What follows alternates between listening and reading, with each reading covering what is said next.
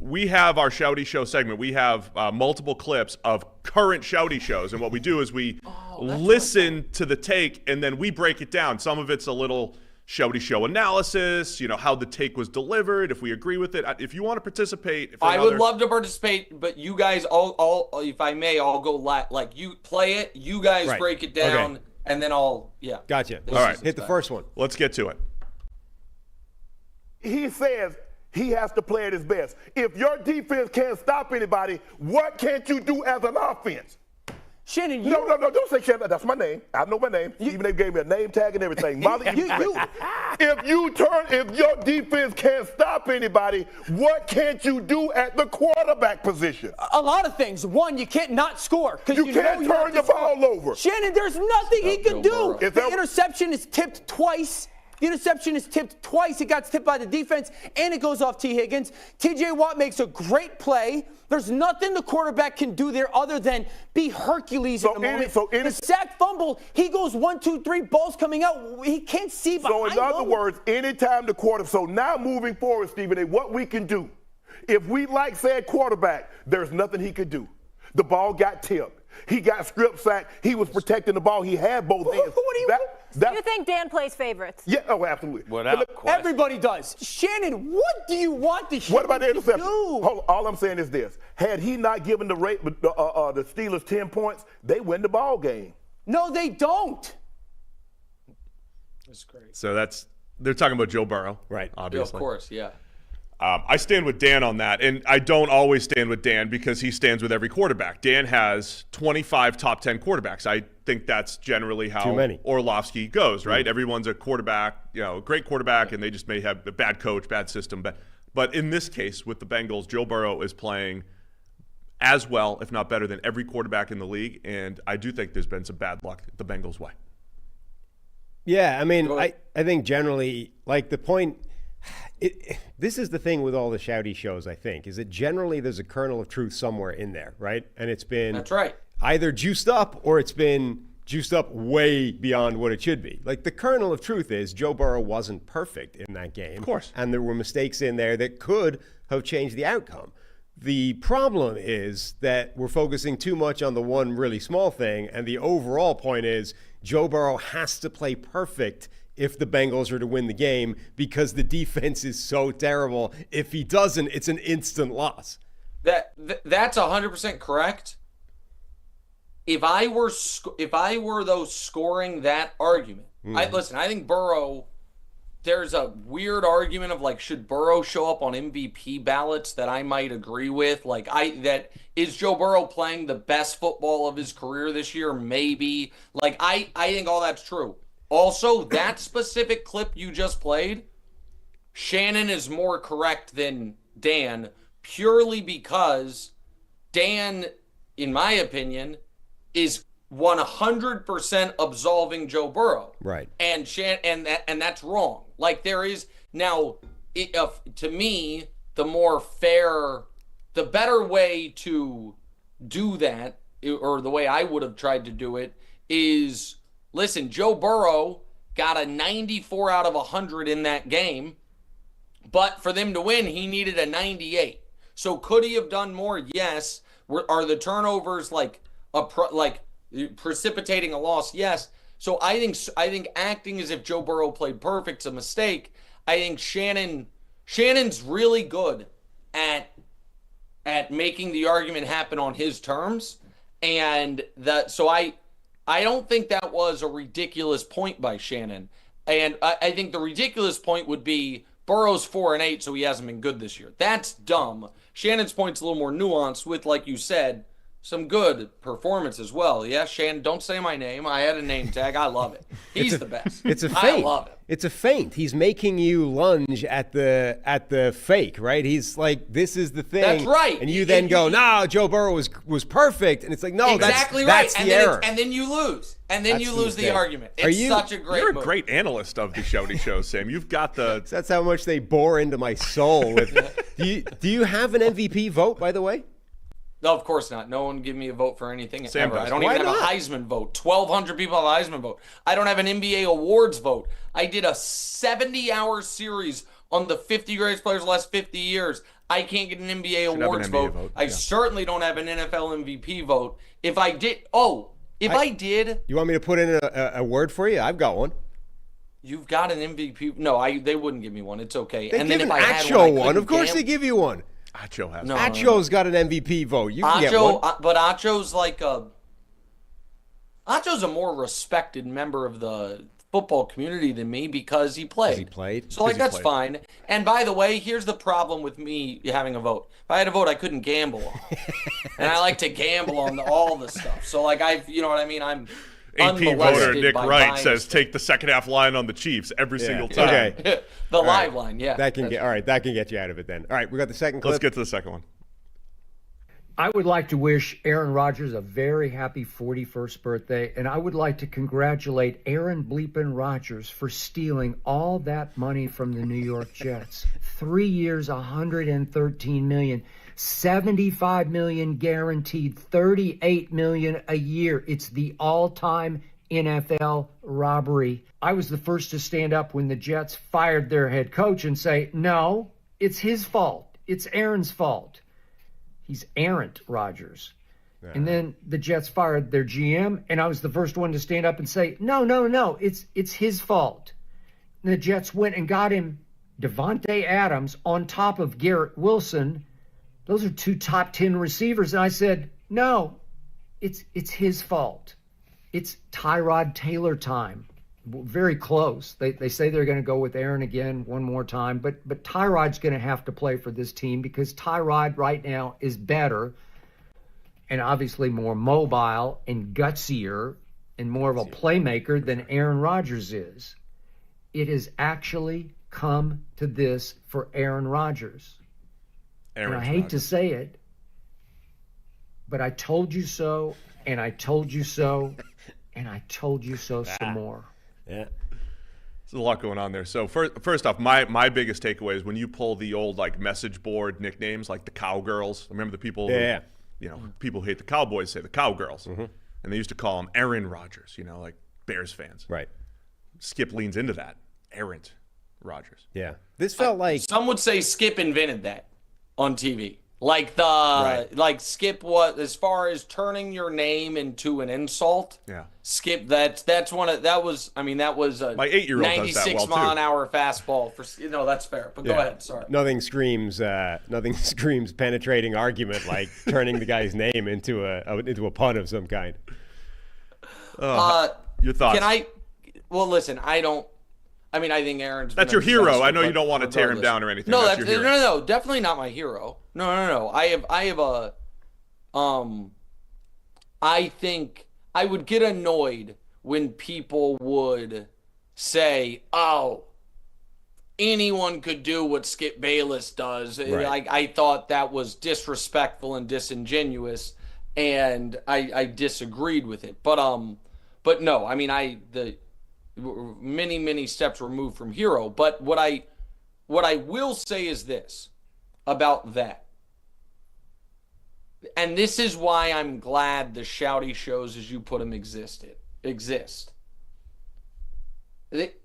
For a decade, folks that weren't full-fledged Aaron Rodgers truthers, which I was, by the way, were just bombarded with the data that he might be the most talented quarterback ever. None of the playoff letdowns are his fault. And it's just he is a top 5 quarterback of all time, and real arguments. You flip. It was a real debate. Put him in New England and Brady somewhere else. How many rings does he have? All those things. And the Shouty Show folks that didn't believe in him pointed to things that couldn't be measured. Like, I'm not sure how much people like him. Doesn't seem to be a great leader. Colin would always bring up the family stuff, which felt unfair. Right. And now we're, 4 years into a slow spiral into madness. And it's like, maybe there was maybe, just maybe, a lack of accountability and leadership had a little something to do with the lack of postseason success. Like maybe the 100% blame pie that went to Mike McCarthy and the defense, there should have been a sliver of pie carved out for Aaron's aloofness. So I do think like there was something there that couldn't be measured with the data because the data says he's arguably the greatest quarterback of all time. Yeah, the kernel of truth again. There's always a little bit in there somewhere. It's just that it tends to be 100% or 0%. Thanks, Sam Monson. Oh, that's good. Gotcha. Every bad take, that's what you're getting from now on. Beautiful. Monson. Yeah, have your producer do like a waves thing over, like it's washed him out. It'd be good. Oh, they're probably already on it. Yeah. Well, Nick, this has been great, man. This is thank you. Appreciate all the time. This was getting you to respond to the Shouty Show takes was just a special moment. Getting a mechanics breakdown of the Shouty Show. This has been beautiful.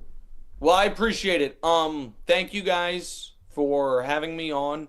I think it's really, really dope.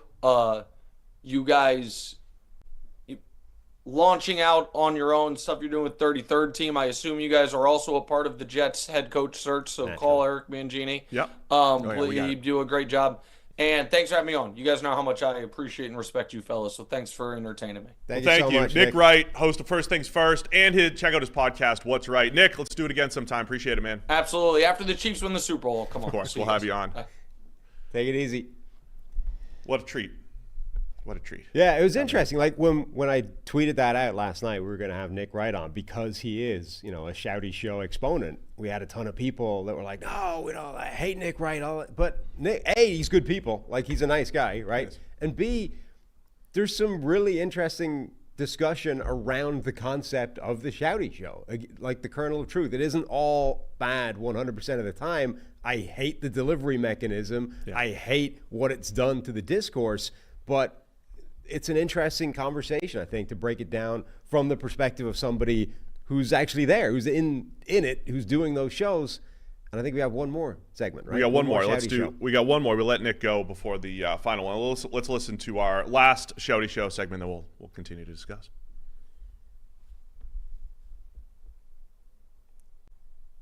This past year.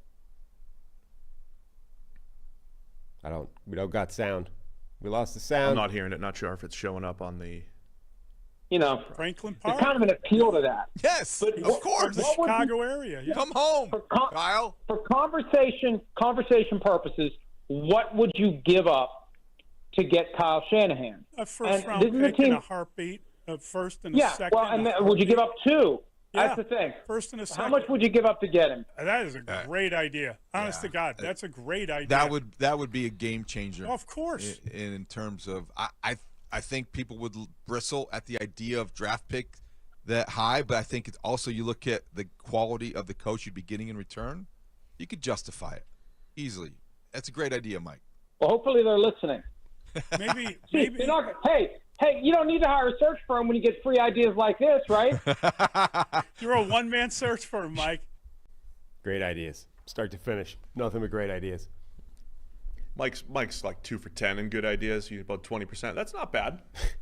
I don't hate that as a concept. I mean, I'd be interested in how hot is Kyle Shanahan's seat in San Francisco. I mean, Nick was saying, what if they go 6-11 for the season, right? One more win, lose the rest of the games.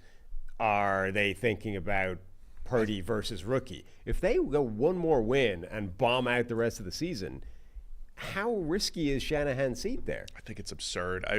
But they've been like he's in this world where he's been taking crap even when he's had success, right? That sort of Marty Schottenheimer thing of Schottenheimer and early Andy Reid. Right. Of these guys who, because they didn't get the final step, like winning a Super Bowl buys you endless amount of time, right? Winning multiple, obviously you're almost untouchable. But if you don't get there, if you just keep banging on the door and then hit a ceiling and then fall off, all of a sudden your positioning is incredibly dodgy. And I mean, Marty Schottenheimer got fired after a playoff season where they did really well. I'm not saying that's where Shanahan is, but if they do end up in a 6-win type of season, I think the calls for his job are going to be quite loud. Whether or not anybody caves to that is different. I'm like way too objective looking at the totality of things and the fact that what's the stat now? Every time he's had his starting quarterback, right. It's NFC Championship or better. That was 2019. It was 2021. 2022, they go to the Super Bowl. I'm sorry, NFC Championship again. And that was with Purdy taking over for Garoppolo, 2023 to the Super Bowl. I mean, this year is going to break that. This year would be the first time. Like, is that, well, got to get rid of Kyle, right? And then there's the argument, because I think maybe the bigger issue with the Niners is going to be the fact that they've been stars and scrubs a little bit. They've been a little top heavy, which is like unbelievable, right? We rave about the Niners roster every year. Yeah. Best left tackle and tight end and edge rusher and the top 3 at everything. I think it's going to be just as difficult as it's going to be to just build any roster. Even if you had a cheap quarterback, it's going to be difficult to build a roster the same way that they did. So they're going to have regression from their stars and probably have to pay Purdy money. But the bottom line is, I think as difficult as it is to find a top 5 to 8 quarterback, it's that difficult to find a coach who's that consistently good, who consistently elevates the offense. Has it hit a ceiling? Maybe. But this is a similar argument to the, do you take, this is to me almost identical as the Cowboys moving on from Dak and just going mystery box in the draft. Right. I mean, I don't think you can ultimately do it. I generally push back against any of these moves where it's like we've decided to get rid of the good, not great coach because we're just not winning enough. We're winning, but not enough. And, like Mike Shanahan eventually got fired after a sequence of like 9 and 7 seasons, right, or whatever. So I generally push back against those. The only thing that would make this more interesting, though, is, okay, number one, this would be the first season where it's a total disaster, even with mostly a healthy quarterback. Brock Purdy's obviously had an injury and missed at least a game. But it's also, like, if the other trend continues, which is suddenly this offense does not look as cheat codey as it's been for a decade almost, like 8 years plus, if defenses in the NFL have actually countered this system or this family tree of systems, and Kyle Shanahan and Bobby Slowick and Mike McDaniel, and they all continue to struggle relative to even just last year, that starts to make it a much more compelling argument to say maybe the Shanahan thing has run its course. I still think you're right. He's built so much credit up in the bank, it would be kind of crazy to do. But if he ends up with a 6-win season and it doesn't look like his offense has any answers to what current defenses are suddenly throwing at him, there's at least a compelling case to be made. There's at least a discussion to be had there from the Niners' perspective, because the same conversation we're having about Kyle, is there a ceiling? And the ceiling's high, but we're saying, is there a cap? He hasn't won the Super Bowl. And right. There's been multiple opportunities, but we're saying the same thing about a ceiling to Mike McDaniel in Miami. They're asking about Bobby's play calling duties in Houston. It's incredible how hot fast, coaching candidate just a year ago. And how fast it turns, right? He's gone from like he can have the pick of any of these jobs as a head coach 1 year into his offensive coordinator tenure to now Nick Caserio is being asked in press conferences, are they going to take away his play calling duties, right? We're not even through the season yet. Yeah. It's December the 4th. They're in first place. Right, December the 3rd, they're in first place. They have a year 2 quarterback, and they've had a bunch of injuries, and he's being asked, is it time to take away Bobby's responsibilities in this offense? I'm just saying it seems crazy because Kyle Shanahan has done so much for this team, but that's how fast things can turn if the wheels fall off. From a Bears perspective, is that wild? I would consider it. I don't know if I'm trading first-round picks for him, but if Kyle Shanahan is suddenly on the open market, I would be throwing – moving heaven and earth to get him in the building. Because there's just not a whole lot of known commodity head coaches and play callers. Right. Guys with that level of success. So, look, Florio says some silly things sometimes. I don't think this is that crazy. Thanks for watching all the way to the end of our video. For more great content, click here to subscribe and here to watch another video. We'll see you again soon.